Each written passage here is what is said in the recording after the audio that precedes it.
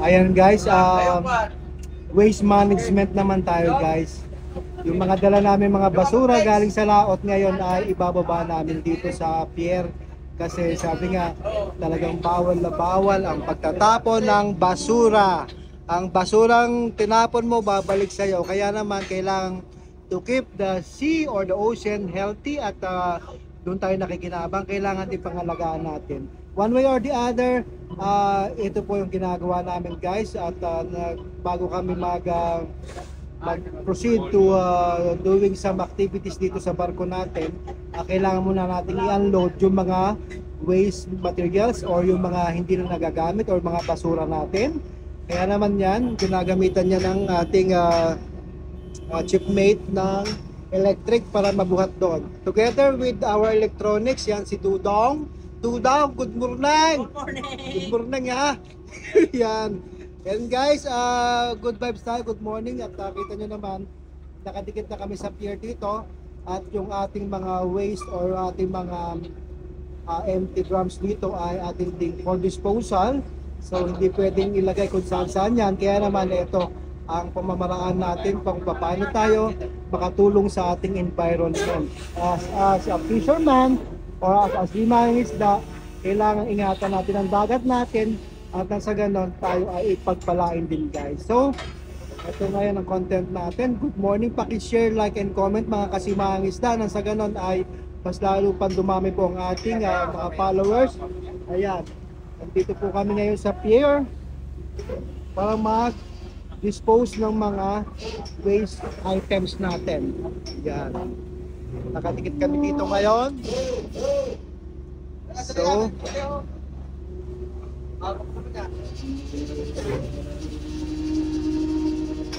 dahil nga po sa may nagtatanong din natin mga followers na kung paano tayo nagdi-dispose ng waste materials natin. Eto po guys, iniipon namin yan sa barko habang kami naglalayag. And then pag napuno kami or nag-port call kami, ayan ay dinadala dito sa gabi for proper waste disposal. Ayan guys, ganyan.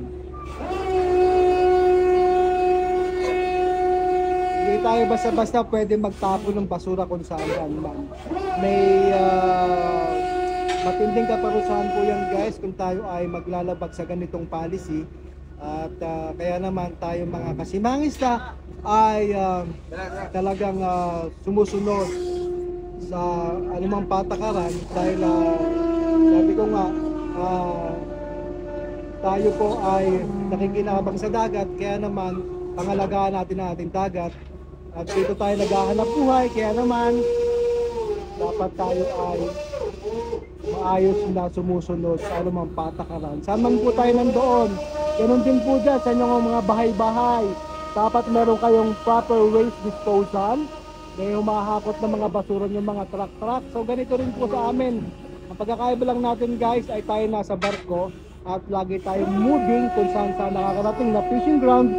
Kaya kailangan nating pangalagaan talaga ang ating kalikasan. At nang sa ganon, tayo ay mablessed at hindi na abuso ang ating kalikasan guys.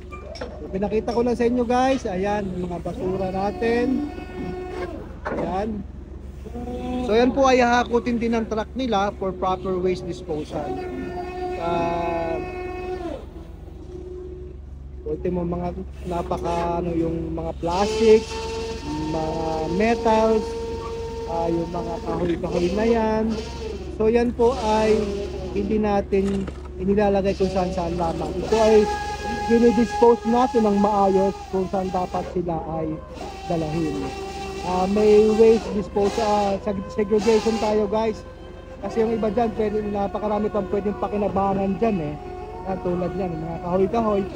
So yun lang guys, at sana may natutunan kayo at nalaman kayo sa ating content na siyang purpose po ng ating content, na makapagbigay ng kalaman at idea kung paano tayo nagdi-dispose ng ating mga basura, waste materials and everything, at para mapangalagaan po ang ating kalikasan. Ayan, pangalagaan natin kalikasan, nang sa ganon tayo naman po ay nakikinabang doon, kaya dapat lang talaga masumunod tayo sa anumang policy. Kung anumang pong policy na regarding sa waste disposal ay aming nilulook forward na ito ay masunod. Ayan guys. Busy sila ngayon dito dahil kadidikit lang namin sa pier. Kaya kita nyo ngayon dito. Wala po kami sa Pilipinas. Nandun yung ating helicopter na si sa ibabaw. Ayan. Magpapahinga siya dyan para sa gano'n, pagbalik namin sa laot ay malusog na naman siya. Good morning mga kasimangis na. Ito po yung ating proper waste disposal. Kita nyo to yung mga kable na to, sobrang lalaki nito, hahaba nito. Milyong piso ang ginugugol dito ng kumpanya.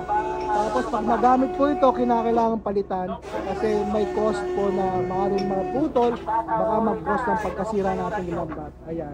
Yan po yung mga kable natin na pinaka-connect sa ating lambat, kaya yan po ay for disposal na rin dahil may mga cracks or may mga putol na bahagi yan or yung strand niya. Ganang Tagalog din sa strand. Ayan. So good morning guys, ito po ulit ang inyong kasimangis na the original. Sabi nga, original is always the best. Paki-share, like, follow po ng ating content. Ito po ang inyong kasimangista. Nagsasabing magandang umaga sa inyong lahat. God bless everyone. Thank you!